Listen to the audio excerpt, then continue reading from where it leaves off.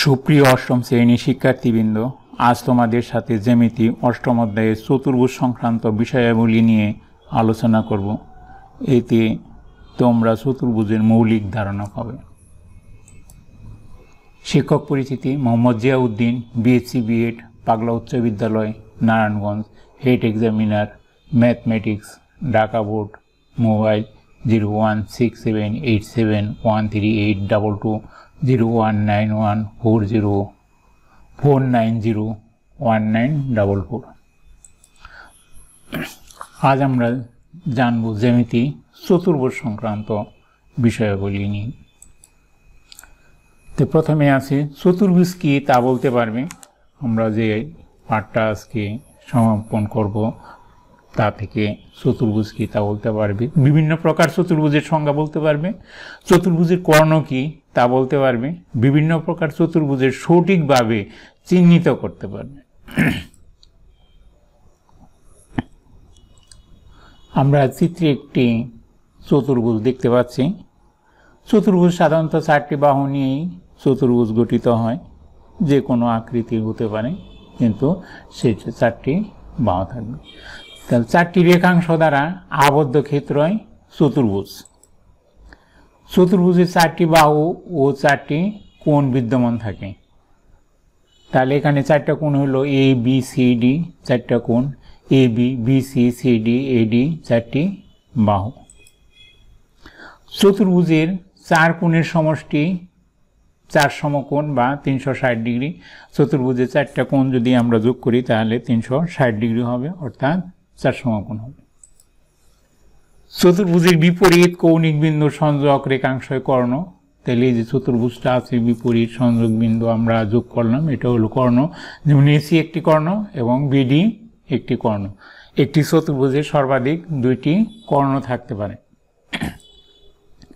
চতুর্ভুজে সর্বাধিক 2টি কর্ণ থাকতে পারে। চিত্রে এসি ও বিডি 2টি কর্ণ। তো এখানে আমরা আর একটা চতুর্ভুজ দেখতে পাচ্ছি। এই চতুর্ভুজের একটা বৈশিষ্ট্য আছে। এই চতুর্ভুজের বৈশিষ্ট্যগুলো হলো বিপরীত বাহুগুলো সমান এবং সমান্তরাল মনে হচ্ছে আর কি। এই ধরনের চতুর্ভুজকে বলা হয় সামান্তরিক। যে চতুর্ভুজের বিপরীত বাহু পরস্পর সমান ও সমান্তরাল কিন্তু কোণগুলো সমকোণ নয়, তাই সামান্তরিক। তাহলে সামান্তরিক হওয়ার শর্ত হলো বিপরীত বাহুগুলো পরস্পর সমান এবং সমান্তরাল হবে, কিন্তু কোণগুলো সমকোণ হবে না। তাহলে তাকে আমরা বলবো সামান্তরিক। সামান্তরিক কর্ণদ্বয় অসমান, তার মানে সামান্তরিক বিপরীত কৌণিক বিন্দু যোগ করলে কর্ণদ্বয় অসমান হবে। সামান্তরিকের বিপরীত কোণ সমান, বিপরীত কোণগুলো সামান্তরিকের সমান। এগুলো হলো সামান্তরিকের বৈশিষ্ট্য। সামান্তরিকের সন্নিহিত কোণদ্বয়ের সমষ্টি 2 সমকোণ বা 180 ডিগ্রি। তার মানে সামান্তরিকের যদি এই কোণ আর এই কোণ যোগ করি তাহলে দুইটা হবে 180 ডিগ্রি। এইটা আর এটা যোগ করলে 180 ডিগ্রি, এইটা আর এটা যোগ করলেও 180 ডিগ্রি। এই জন্য বলা হয়েছে সামান্তরিকের সন্নিহিত কোণদ্বয়। সন্নিহিত মানে পাশাপাশি, কোণদ্বয়ের সমষ্টি 2 সমকোণ বা 180 ডিগ্রি। সামান্তরিকের সন্নিহিত কোণদ্বয় সম্পূরক। তাহলে সামান্তরিকের সন্নিহিত কোণদ্বয় সম্পূরক। সম্পূরক কি? 2টি কোণের সমষ্টি যদি 180 ডিগ্রি হয় বা 2 সমকোণ হয় তাহলে তাদেরকে বলা হয় সম্পূরক। এই জন্য আমরা বলতে পারি যে সামান্তরিকের সন্নিহিত কোণদ্বয় সম্পূরক। এখানে আমরা আর একটা চতুর্ভুজ দেখতে পাচ্ছি। চতুর্ভুজের একটি বৈশিষ্ট্য আছে, এতে দেখা যাচ্ছে বিপরীত বাহুগুলো পরস্পর সমান সমান্তরাল এবং কোণগুলো সমকোণ মনে হচ্ছে। এই ধরনের চিত্রকে বলা হয় আয়তক্ষেত্র। তাই আমরা সংজ্ঞা জেনে নিই। যে চতুর্ভুজের বিপরীত বাহু সমান ও সমান্তরাল এবং প্রত্যেকটি কোণ সমকোণ তাই আয়তক্ষেত্র। তাই আয়তক্ষেত্রের যে সংজ্ঞাটা সেটা হলো বিপরীত বাহুগুলো পরস্পর সমান এবং সমান্তরাল হতে হবে এবং প্রত্যেকটা কোণ এক সমকোণ হতে হবে। তাহলে সামান্তরিক এবং আয়তক্ষেত্রের মধ্যে যে আমরা পার্থক্য লক্ষ্য করি, সামান্তরিকের কোণগুলো সমকোণ নয়, কিন্তু আয়তক্ষেত্রের কোণগুলো সমকোণ। এই হলো আমাদের মৌলিক পার্থক্য। আয়তক্ষেত্রের কর্ণদ্বয় সমান, আয়তক্ষেত্রে দুইটা কর্ণ যোগ করলে পরস্পর সমান হবে। আয়তক্ষেত্রে প্রত্যেকটি কোণ সমকোণ, আয়তক্ষেত্রের প্রত্যেকটি বাহু সমান হলে তা একটি বর্গ। যদি সবগুলো বাহুকে সমান করা যায় তাহলে সেটা হবে একটি বর্গ। আমরা জানি বর্গের সবগুলো বাহু সমান এবং প্রত্যেকটি কোণ সমকোণ।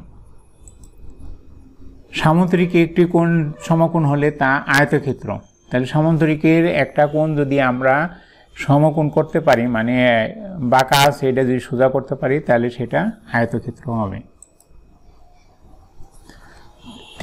চিত্রে আমরা আর একটা বৈশিষ্ট্যের চিত্র দেখতে পাচ্ছি, যে চিত্রটার চারটি বাহুই সমান কিন্তু কোণগুলো সমকোণ নয়, এদেরকে বলা হয় রম্বস। যে চতুর্ভুজের চারটি বাহু পরস্পর সমান কিন্তু কোণগুলো সমকোণ নয় তাকে বলা হয় রম্বস।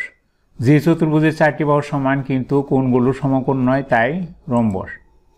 রম্বসের সব বাহু সমান, বিপরীত কোণ সমান এবং সন্নিহিত কোণদ্বয় সম্পূরক। তাহলে এখানে সন্নিহিত কোণদ্বয় সম্পূরক, তার মানে 180 ডিগ্রি।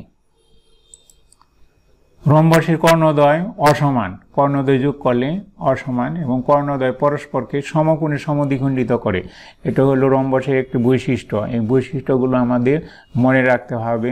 এইগুলো মনে রাখতে পারলে আমরা পরবর্তীতে যখন এক্সট্রা করব তখন এগুলা আমাদেরকে সহযোগিতা করবে। তো এখানে চিত্রে দেখতে পাচ্ছি চারটি বাহুই সমান, কোণগুলো সমকোণ, তাহলে এটাকে বলা হয় বর্গক্ষেত্র। যে চতুর্ভুজের চারটি বাহু সমান এবং কোণগুলো সমকোণ তাই বর্গক্ষেত্র। রম্বসের একটি কোণ সমকোণ হলে তা একটি বর্গ। রম্বসটা যদি একটা কোণ সমকোণ করা যায় তাহলে বর্গাকৃতি হবে, যার জন্য সেটাকে বলা হয় বর্গ। বর্গের চারটি বাহু সমান এবং চারটি কোণ সমকোণ। বর্গের কর্ণদ্বয় সমান এবং বর্গ একটি আয়তক্ষেত্র। বর্গকে আমরা আয়তক্ষেত্র বলতে পারি। একটি ব্যতিক্রমী চিত্র দেখা যাচ্ছে যার বাহুগুলোর তেমন মিল নেই। তো এই ধরনের চতুর্ভুজকে বলা হয় ট্র্যাপিজিয়াম। ট্র্যাপিজিয়াম হলো একজোড়া বাহু সমান্তরাল থাকে, এদেরকে বলা হয় ট্র্যাপিজিয়াম। যে চতুর্ভুজের একজোড়া বিপরীত বাহু সমান্তরাল তাই ট্র্যাপিজিয়াম। ট্র্যাপিজিয়ামের কর্ণদ্বয় অসমান। এখানে আমরা আরেকটি চিত্র দেখতে পাচ্ছি। চিত্র বৈশিষ্ট্য হতে সন্নিহিত বাহুগুলো সমান, এদেরকে বলা হয় ঘুড়ি। যে চতুর্ভুজের দুই জোড়া সন্নিহিত বাহু সমান তাই ঘুড়ি।